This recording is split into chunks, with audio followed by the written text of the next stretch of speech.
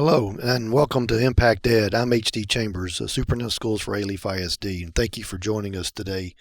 As usual, we are recording this podcast in the attempt to open and continue to keep lines of communication open between Alief and the community, the staff, parents, and whoever else out there in podcast land listens to us. Today's topic is something that's been on everyone's mind. It never really leaves our minds, but every once in a while something occurs that puts it front and center again. We're here to talk safety and security today of our schools, and then specifically safety and security of our students and our staff. And we have three gentlemen joining us today that play extremely critical roles in providing safety and security measures for our school system for Alief ISD. And we'll let these gentlemen introduce themselves in 1 second. But I want everyone to be aware that today's discussion and conversation is not only about how do we keep and provide safe and secure schools for students and staff, but it's also to have a conversation about what goes on into those decisions that we make. In some cases, we are at liberty to talk about. And then in some cases, there are things that we are not at liberty to talk about purely because these are security, extremely sensitive security issues that quite frankly, we preferred that they not be known by the general public. So you're not going to hear us talk about certain things in great detail because of that. But I do believe, particularly if you're a parent or if you're a teacher, I think you're going to find this conversation interesting and hopefully a little comforting, knowing a little bit more about the way in which we try to provide safe and secure schools in our school district, perhaps more than you did before you listened to this. So with that, I'm going to ask our gentlemen to introduce themselves, and then we will get into the conversation. So Chief Turner, if you don't mind introducing yourself. Sure. I'm Dan Turner, and I'm the Chief of Police of the Alief Independent School District Police Department. And Dan has a lot of experience. He's not going to tell you, but he's been doing this a long time, both in the school system and with the Houston Police Department. So Dan's been an integral part of this district for a long time. Jeremy Foster, Safety and Security Manager. Jeremy is new on the scene. He's been in the district quite a while as an employee, but he has most recently been assigned to the position of emergency and security, safety and security kind of manager, coordinator. And you'll hear more from him in a little bit about what his key roles are and what he's doing to provide safe and secure schools. Last but not least, Charles. Charles Woods, Deputy Superintendent of Business Services. I've been with the district for right at 29 years, and this is my 35th year in education. And much like Chief Turner, Mr. Woods has been in Alief a long time, and he has been a significant contributing factor to the safety and security needs of our district, and among other responsibilities that he has. But Charles, let's start this conversation kind of maybe just giving and remembering who our audience is, giving them a little history about what Alief has done in the not just the recent past, but going back many years in terms of trying to provide a safe and secure environment for kids in schools. Alief, since I've joined the district back in 1989, we had a police department internal to the school district then, and the Alief was a little more rural and not as urban as it is. And at that time, I think we had just over a dozen officers on staff, some at the high schools and some at the middle schools, and then some patrol officers. But ever since then, and just before then when it was formed, our police department in providing safety and security for the schools was monitoring burglar alarms on our buildings and facilities and doing patrols for 24/7 operation with a dispatcher. And since that time, we've added a considerable amount of staff to that function, as well as things have changed in education. The size, of course, we've we've almost doubled size since then, since the late 80s, early 90s. And technology's changed quite a bit too. We have a larger school district as far as the number of facilities to monitor, and we're bigger than most small Texas towns when you look at the number of students and the number of staff that report to school every day. We're somewhere just shy of 50,000 human beings coming to join together to do something every weekday and sometimes into the night with special events and coverage. So safety and security has always been forefront for Alief. Just to give you some idea of what it costs to operate safety and security in the school district, our budget in that area is just shy of $6 million a year, and to pay for staff and contracted services. And we've got links into all the major criminal databases and entities like DPS and Homeland Security, and we have interactions going on constantly through technology with cybercrime and everything else that's occurring.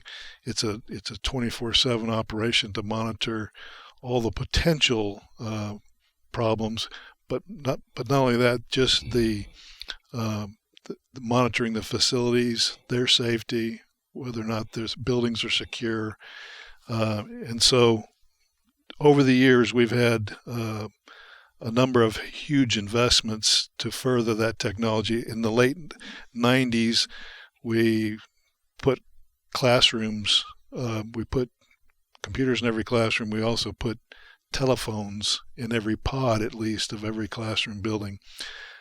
Just recently now, the state of Texas says you got to put a phone that has 911 capability in every classroom. Well, we've been doing that for over 10 years. Right. But even before that, we had phones accessible throughout buildings because we saw it as a necessity just to communicate to parents, much less to 911.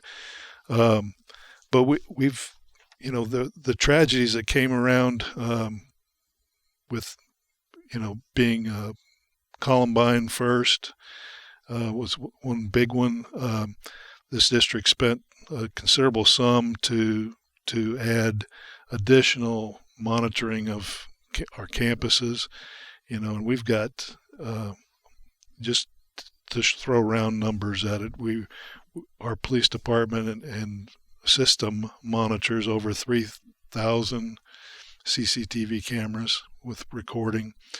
And it's safe to say that there's not a whole lot of places you can go inside of a building besides, those safety areas where you need to have privacy that aren't monitored just for safety purposes. And as well, we've got a very extensive radio system that we've operated over 30 years now with all of our school buses having access to a radio, and our police department, police vehicles, and campus officers and secondary schools all have those radios and can communicate to each other. That's another $2 million investment that we have to update, as well as we're now at 36 police vehicles. That number's grown, doubled since in the last 20 years, and those vehicles are in operation every day and lots of hours, not necessarily lots of miles, but lots of hours. And those vehicles are ongoing replacement cycle that's necessary to maintain. Post Columbine, we added some mobile camera trailers you might have seen sitting in parking lots occasionally. That's where we need extra video coverage. Those record video, and they can be accessed remotely by the police department. And throughout the years, we've added a considerable amount of fencing between buildings and our outbuildings, our portable buildings, and our classroom additions. Post Sandy Hook, we did that after that tragedy. the district spent just over $5 million on adding additional cameras, and we put in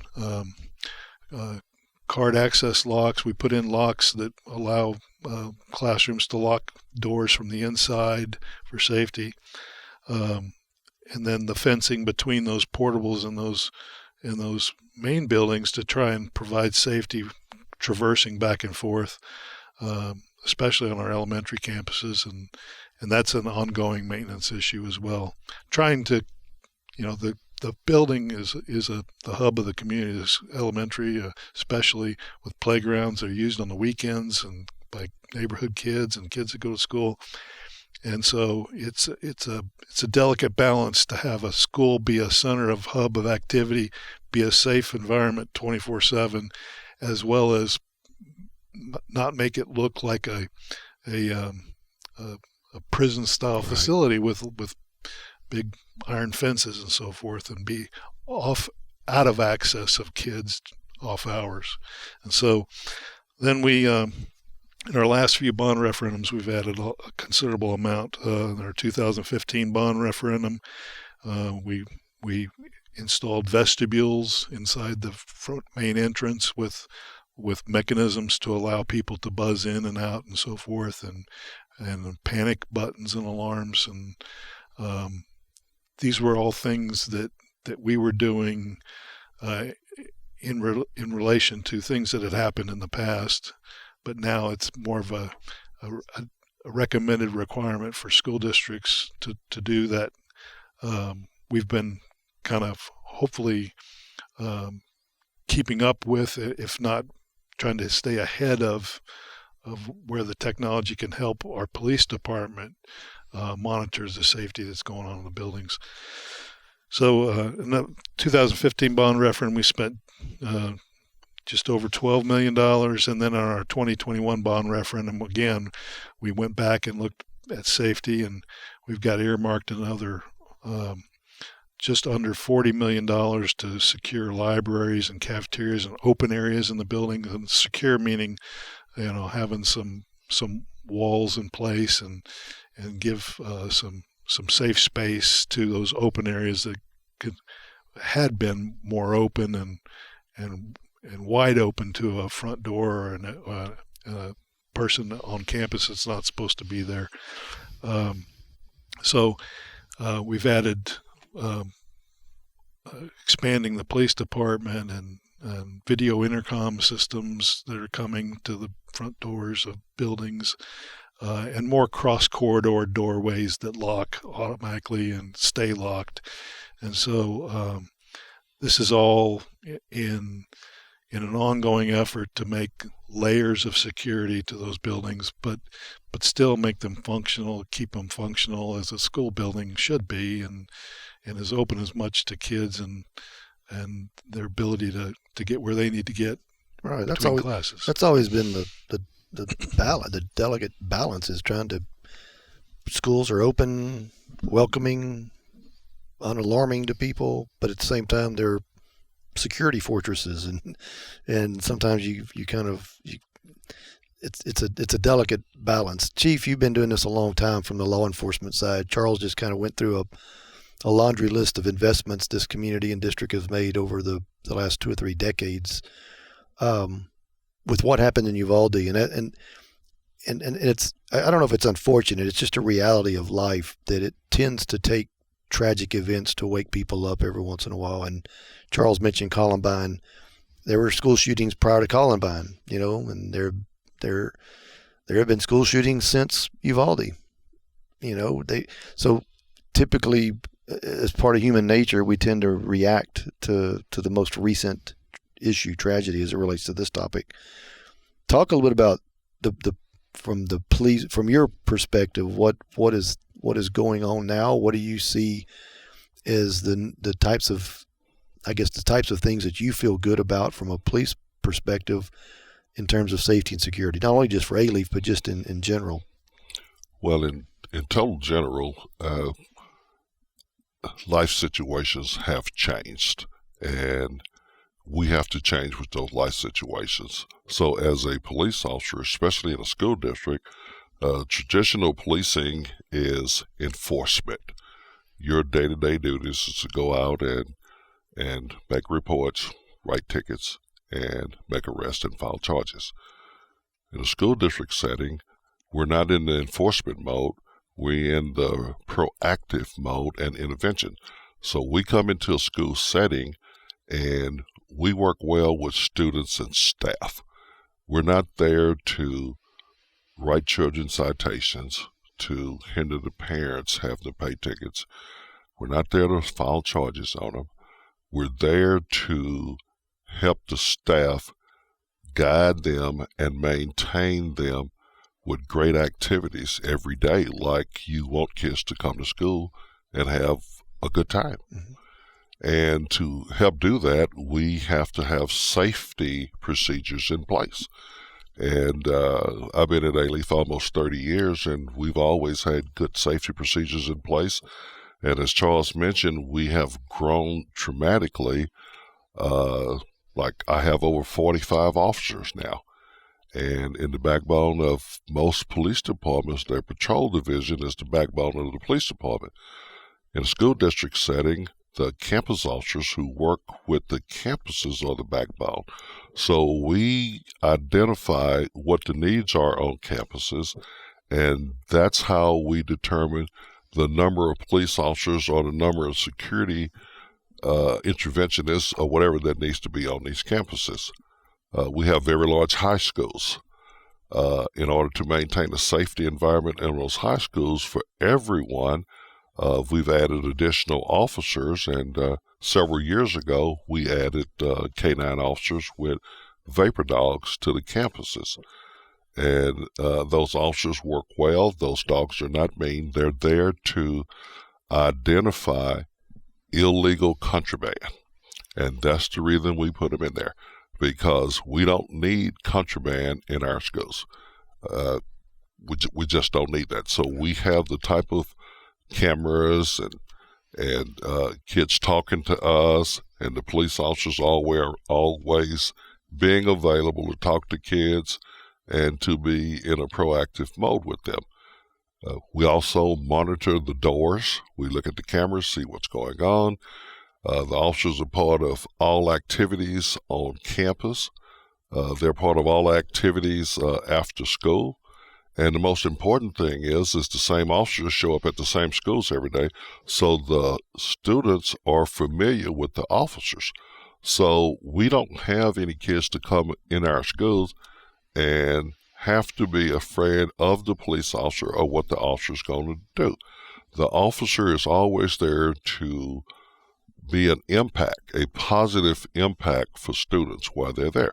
But also they're there for protection if protection is needed.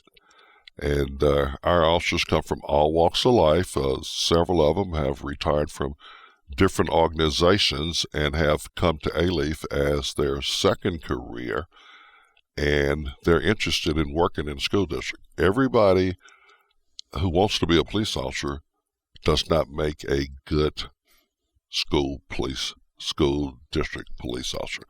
You have to be community minded, and you have to represent the entire Alief ISD and just not a particular location. So we do enforce laws, and if there's a problem on our school, we are there. We will react, and we will take whatever actions is necessary to always keep a campus safe.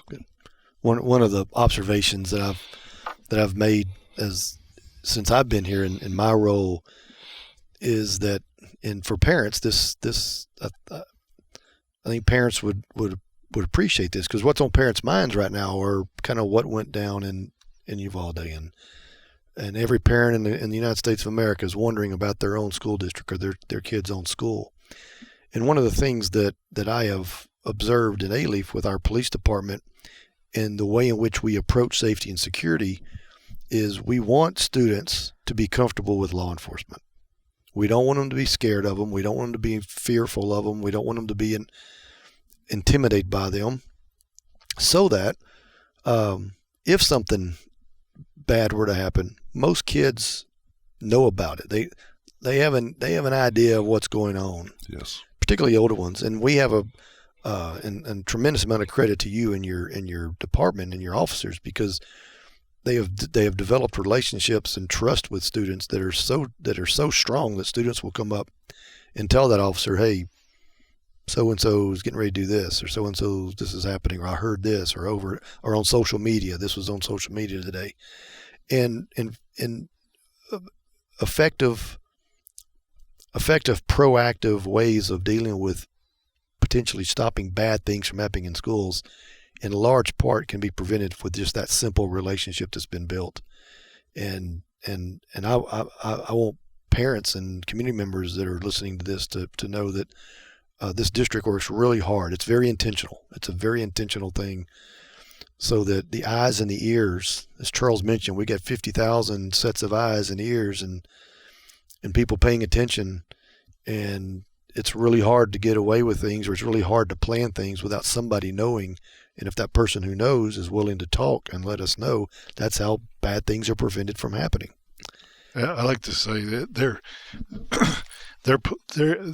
they're not security guards. They're not school resource officers. They are police officers. They're licensed police officers. It's an operating police department recognized in the state of Texas and has been since its formation. They have accountability to the state of Texas and to the justice system. But at the same time, they don't police the kids. They're there to protect the kids. Right. Yeah, that's a good way of putting it. And we have kids, we have students. I mean, with the students, we have police officers on lots of campuses. It's not just the high schools. We take care of the elementary campuses. We have a force of officers that do nothing but visit the elementary campuses, and they visit the staff and the students. We have officers assigned to middle schools, to our support facilities, and to our alternative center. So we have enough officers spread out all over the place that we can ensure a safety environment. And the next thing I can assure you is that as the chief of police, I am in charge. Yep. And that means something these days. It means something. Jeremy, let's talk to Jeremy. Jeremy, hey guys, is kind of, like I said earlier, he's new to his role. He's not new to safety and security, but he's new to his role. We just had a conversation a little bit about law enforcement, right, and their role. Jeremy, talk a little bit about what you're attempting to do in your role as it relates to everyone else who's not in law enforcement and right. working with law enforcement. So my position is under risk management, and which means managing risk, right? Yeah. So I do risk assessments. Yeah, exactly. And what I inherited was a really great risk management team, because when I go, what the state wants us to do, all the requirements, they've been doing it for a long time. So it kind of made my job easier. So I just wanted to always give them a shout out for all their hard work, and they continue to do that. Even though I've taken on this role, they still support me. And my role is basically emergency management and anything that deals with safety and security. So I'm kind of like a support for principals, staff members, and students that go around, and I just try to keep it simple. I say increase awareness and preparedness, and we do that in various ways with training staff and trickling it down into the students. I've been in safety and security for probably since 1993, and I was part of a anti-violence program called Counter Tactics, and it was developed by a guy who was a world champion kickboxer named Bob Thunder Thurman, and unfortunately he had a tragic event in his life where his wife was accosted in a parking lot, and she was assaulted and robbed and shot in the head at point-blank range. Now, she survived the incident and everything, but it kind of changed everything. And what I've noticed, that people that have these horrible tragedies happen to them, they want to do something positive about it. And he created this program called Counter Tactics, and one of the things they did is they trained people in active shooter events. So when Sandy Hook happened about 10 years ago, I wanted to do my part, because my kids attended Alief. I was an Alief alumni myself, and my family, my wife worked in the district. So I wanted to do my part, and I reached out to you, and you hooked me up with Charles. And Charles kind of liked what I had to say, and and gave me a chance to get with Chief, and we presented to all the high schools first, and then the Chief and his wife asked me if I could go ahead and start, doing maybe professional developments. And after the last 10 years, I've been trying to just stay involved with the safety and security community in Texas and try to pass on what Texas School Safety Center's been doing and pass that knowledge on to the staff. And I've probably trained at least 1,000 employees through all the programs for the last decade. And I think that's kind of what led me into this role. But as far as emergency management is concerned, I actually had, it was a funny story, I had a meeting this morning with all the surrounding school district people that have roles like me. And this guy comes up to me. He goes, "Hey, I want to show you something." And he flexes his bicep, And I'm like, "Oh, that's impressive." But then I look really close, and it has a tattoo of Alief on his right bicep, And I said, "Oh, you're a SWAT kid." And SWAT is what we refer ourselves as, Southwest Alief, Texas. Right. So he's a SWAT kid. But he actually works for the Office of Emergency Management in Houston. So, yeah, we hit it off really well. So that's a good way to start it. Yeah, so it's just we collaborate, we talk about our roles and what we can do to improve it, and it's a good opportunity for us to share ideas. And I know on people's minds right now when you mention school safety and security, people their brains tend to go to school shooters because that's been for rightfully so, and it's where it goes. But I think we also need to remind people that there are other school safety matters that all three of you and school systems deal with.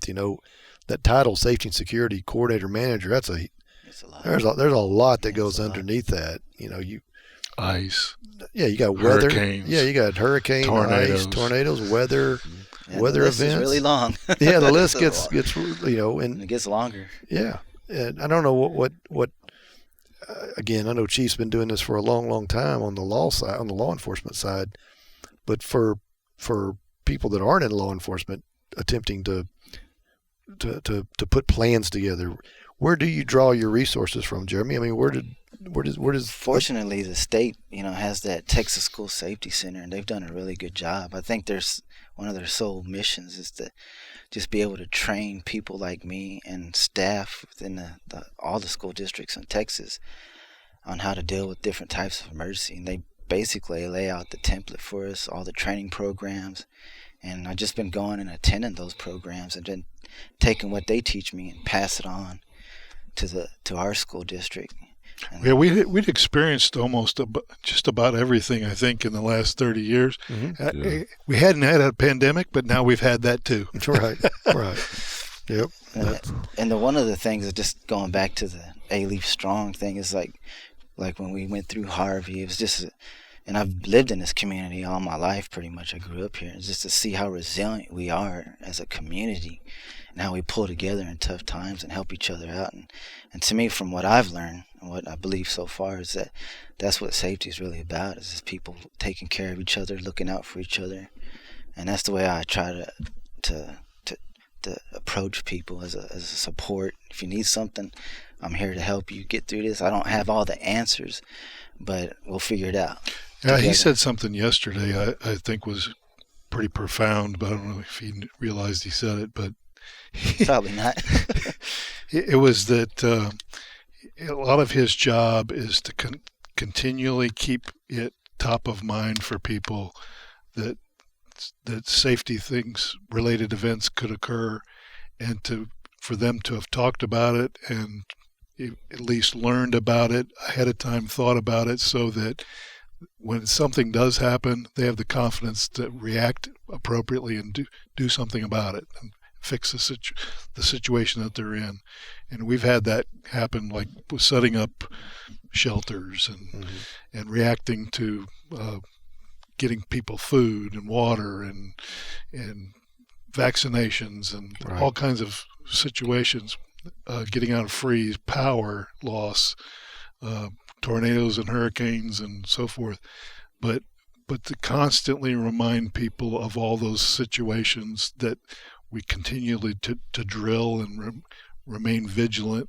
And by that, people become more confident with when it comes, we know what to do. Yeah. It's not necessarily it's just written down, but people have talked about it, and Yeah. they've enacted it in their head, whether it's tabletop or they've been through it with each other in a mock setting, talking through what would happen if this happened and that happened, and it involves everybody. Yes, sir. It sure does. It affects all of us, and that's one of the things Charles, when I met with him 10 years ago, that's really kind of, I remember him saying is everybody has to do their part, and that really stuck with me. He says the government has to do their part, law enforcement, everybody has to do it. We're all in this together, Right. as a community, as a school, campus, everybody. And if we, practice, prepare, and we become more resilient, because we don't know when emergencies are going to happen. They just happen when they happen. But that confidence is that, hey, we build that community, that family kind of support structure. So when something bad happens and we show up, I'm like, Chief, what do you need? And everybody gets the job done. And when it's finished, we can all say, look, we did it. We made it. Chief, one of the, again, the thing that seems to be on everyone's minds is the shooting. And if, to the extent you can you talk a little bit about how you have seen and worked with other entities and agencies? So a lot of the criticism that's going on out in Uvalde was lack of continuity, for lack of a better word, lack of cooperation, one hand not knowing what the other hand's doing. And I know when I started this, I prefaced there are some things we can talk about and some things we can't. But I think it'd be interesting for people to know what goes into these building these relationships, so that when things happen, that we've got multiple law enforcement agencies and leaders of those agencies, one phone call away, one text message away, one radio click away. Could you talk a little bit about that? Yeah, well, I've been doing policing for a little over 50 years now, and my experience came from the Houston Police Department, and for 15 years I was a spokesperson for the police department, and I made many scenes and I've seen many different incidents, and no incident or any actions is ever going to be the same. Not pointing the finger at what went on in Uvalde, I can only talk about what I would do in Alief. And in Alief, as I have told you, the superintendent, and Charles, the deputy superintendent, and the school board, is we will go in. That's our duties. We practice that. My staff is quite aware of that. We have the experience to do so, and we work well with other law enforcement agencies in the area, especially when you retire from one of those areas. You know everybody and everybody work together. So we all use the same radio system. We're just on different channels. We're all licensed by the state of Texas, and we're all here for a purpose, and that's to keep things safe and to save lives. Any incident that will occur on Alief ISD property, like it did in Uvalde, I will tell you that I'm in charge. We have a team, and we're going in. Now, we will call HPD for support, but we're not going to wait on HPD. We will call Harris County Sheriff Department for support, but we're not waiting. We're trained, we are weaponized, and we will be extremely proactive on the situation. In Uvalde, I don't point any fingers at fault. We're all grown adults, whether we're police officers or not. When you have parents there that's screaming and upset, you have staff, you have students, it's a hectic situation, and you have to have decision makers there that will make decisions at that time. We can all come back and critique it later, and everybody can have a reason why you didn't do this or why you didn't do that.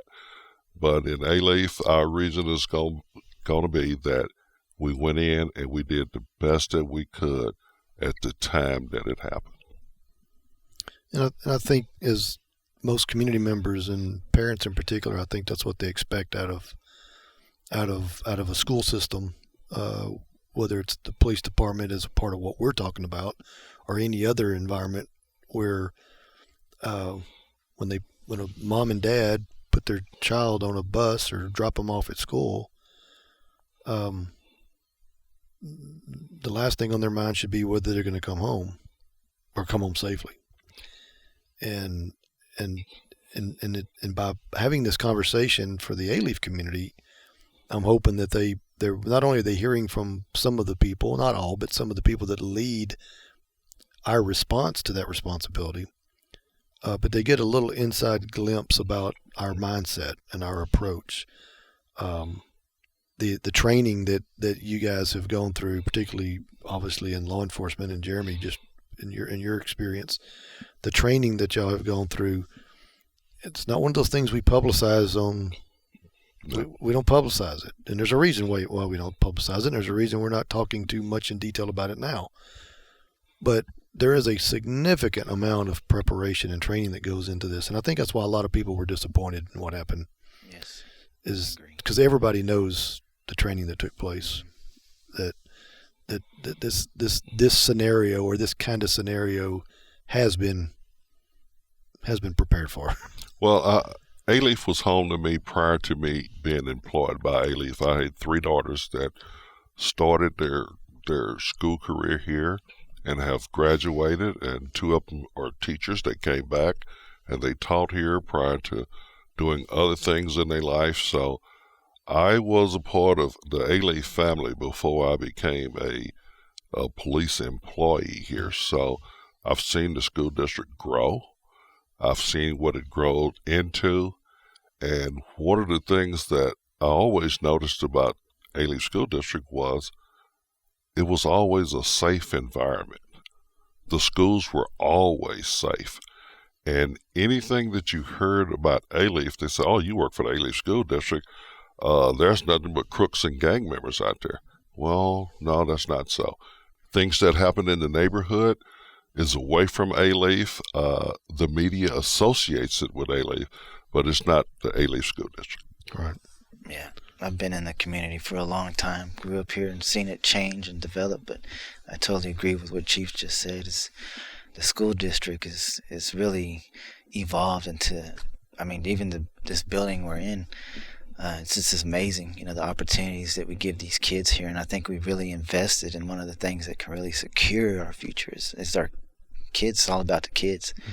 And as a leader, you've really done a really good job of doing that, So my hat's off to you as a parent for doing that, because, my daughter attends these schools. And it's funny, as I walked in here, I saw my shop teacher from the late 80s. He was still here, and I had to go in there. I go, I just want to check and make sure you have all your fingers. And he goes, who are you? So I used to be one of your students. Yes. Yep. So Mr. Fraze, he's been in the district 40 plus years, yeah. I mean, he didn't remember me, but he's like, well, it's good to see that you got a good position in the district, But there's a lot that happens in crime or safety related incidents, but Jeremy did that training where he was training staff on self-defense and awareness of your surroundings, and anytime you're around other people, you could be vulnerable based on, you just don't walk out there blindly like magically the whole world's going to take care of you, because that's not necessarily the case. Now, if something does happen, police and appropriate personnel can take care of it. But part of what everybody's talked about is trying to prevent those things from happening in the first place. What measures we can continually change and make better to try and prevent it. But should something like that tragically happen, then people have talked about it and are aware. And that's the other thing is, you can't say, you're not going to get your car broken into somewhere. Right. That could happen tomorrow. That could happen right now. Right now. But that could happen down the street too, going into the HEB. It could happen anywhere in a metropolitan area. But there are people thinking about how to prevent that from happening, and what are the things we can do to make it visible that, we're not just sitting blindly here waiting for it to happen to us. One of the signs that a good, when people hear about something happening in the school. They took they may have found a weapon in a car, or they found someone brought contraband into a school. 9 times out of 10, the fact that you're having that happen is a result of a sound security system, because you're actually finding it. Yes. I'm always a little weary of reports that say, well, you know what? We went an entire school year and nobody did anything wrong in this school. Nobody brought anything to this school. And I'm always kind of, in the back of your mind, you're going, yeah, either, chances are you're wrong, and chances are you weren't looking, or there wasn't enough of a confidence or comfort level with staff and students that was willing to share.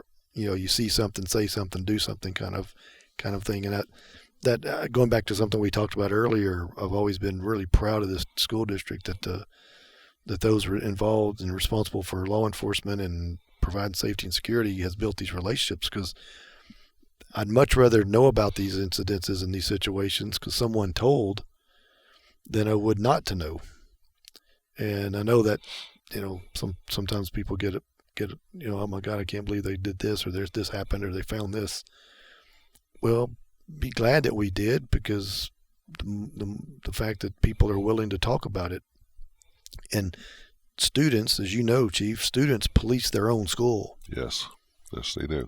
The best policing going on in schools are done by students, and our kids seem to take that role pretty seriously. Well, the kids know that if there's an incident on one of our high schools and it gets out of control, we see the media reports coming out and goes, Alief Police is going to have 10 officers sitting in this school all day tomorrow. They're going to lock us down. We're not going to be able to do anything. So why would y'all do things like this? All right. So we got a lot of good kids here. Oh, man, yeah. And they don't want to be locked down. They want to have their freedom. They want to enjoy growing up in school.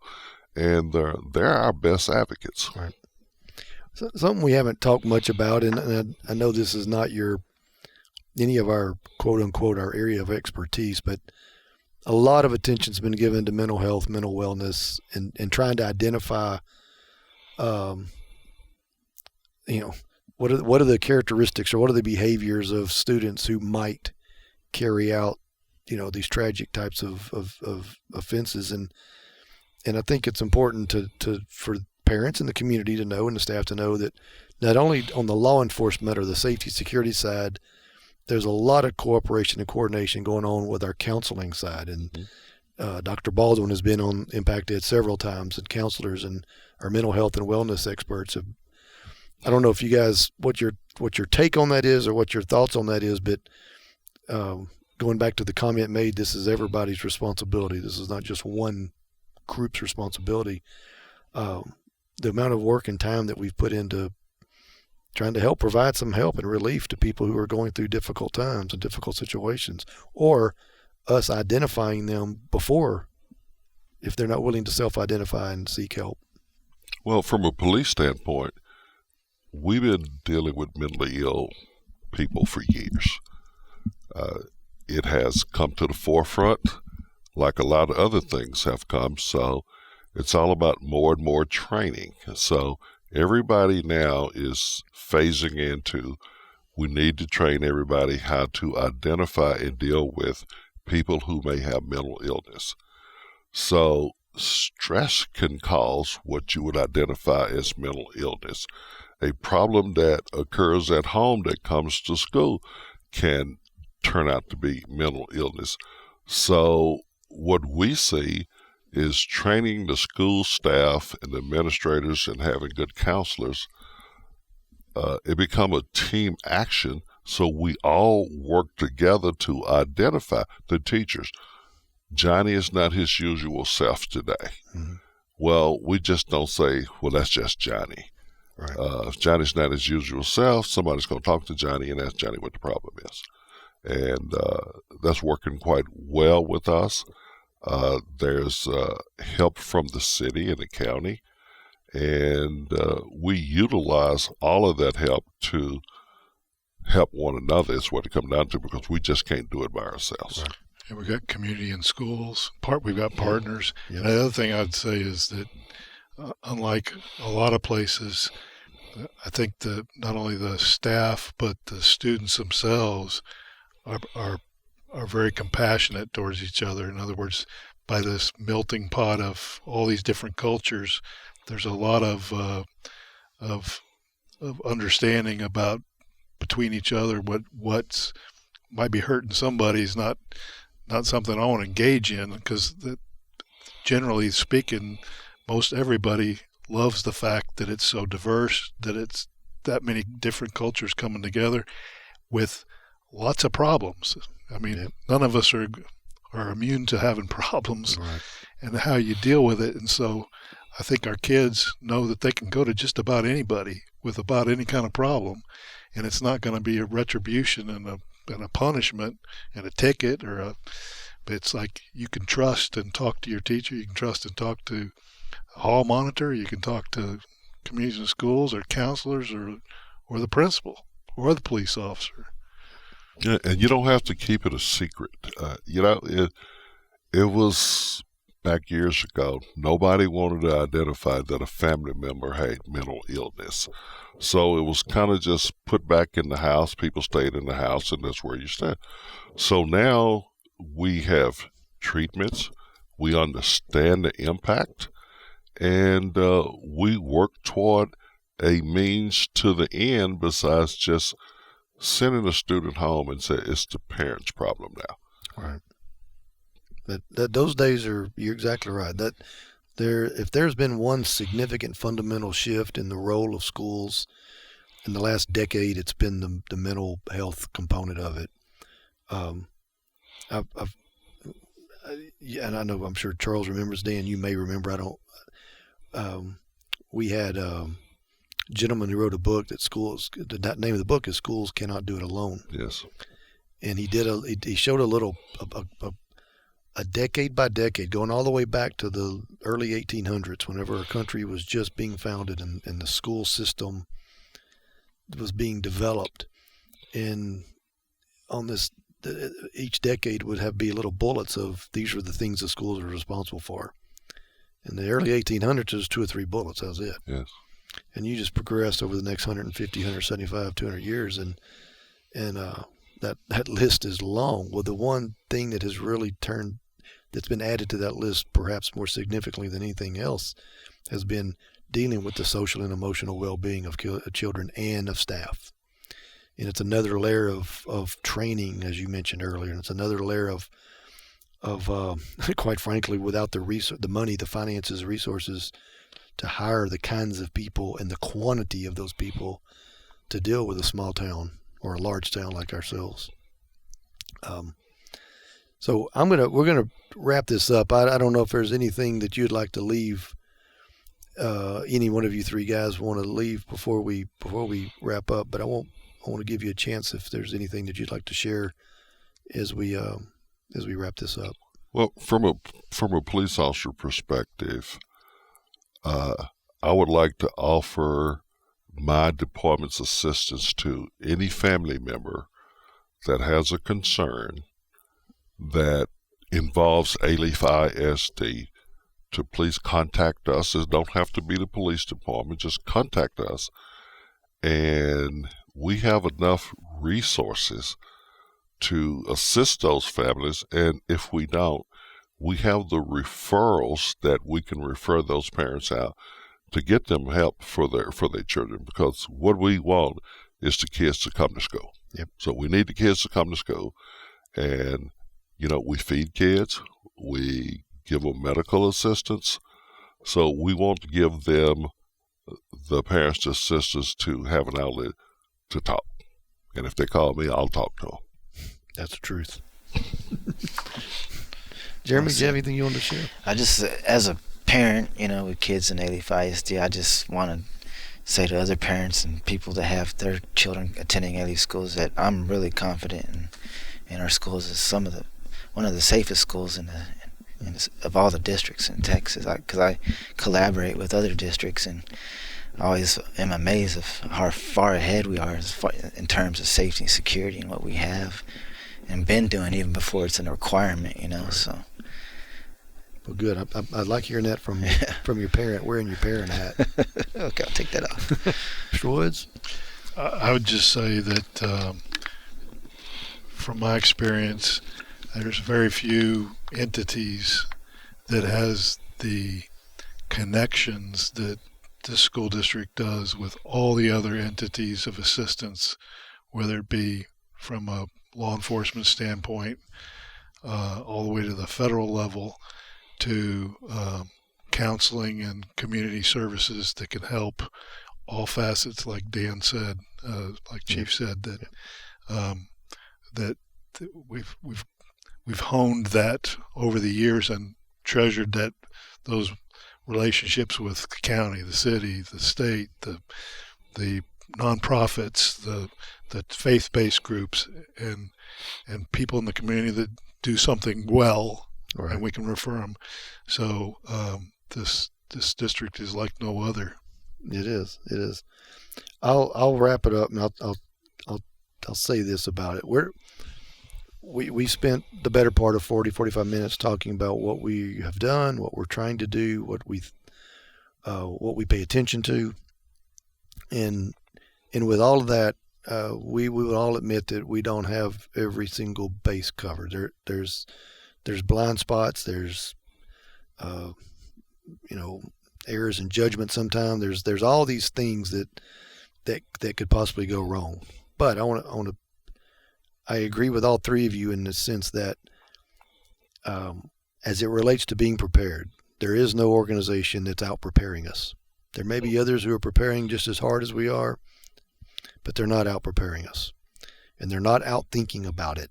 They're not out thinking us when we start thinking about how do we make sure something as tragic as a school shooting or something as minor as making sure students get to school. I mean, and all things in between. Not that that's minor.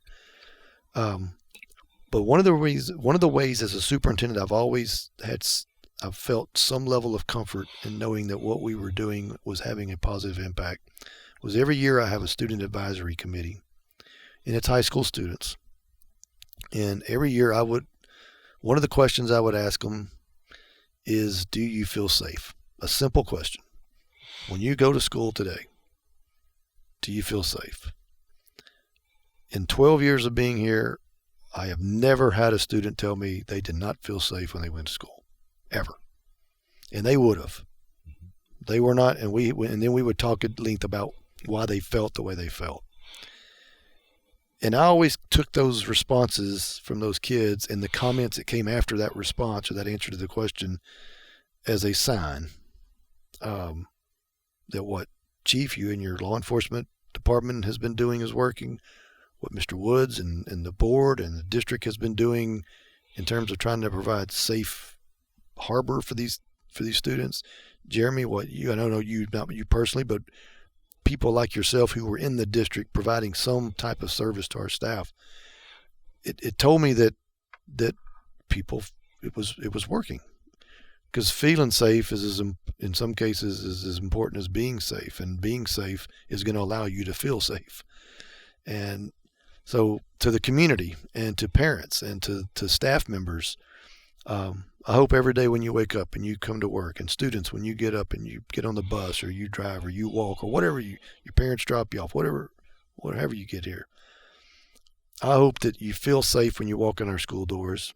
And by listening to this conversation, I hope you know why you feel safe. Some of the things that have occurred that people are doing every day that you don't see, you're not aware of, but they're doing every day to make sure that you feel safe. And fully knowing we can always improve, and we will continue improving. So I hope people learned a little bit out of this conversation and have a better sense or better feel for when we talk about safety and security in Alief ISD, this is what we're talking about. This is what we mean. So, gentlemen, thank you not only for doing this today, but thank you for what you have done and will continue to do to provide a safe and secure environment for the adults in Alief ISD and the students of Alief ISD. It is appreciated. So this has been Impact Ed. I'm H.D. Chambers. I'm the superintendent, and I'll talk to you soon.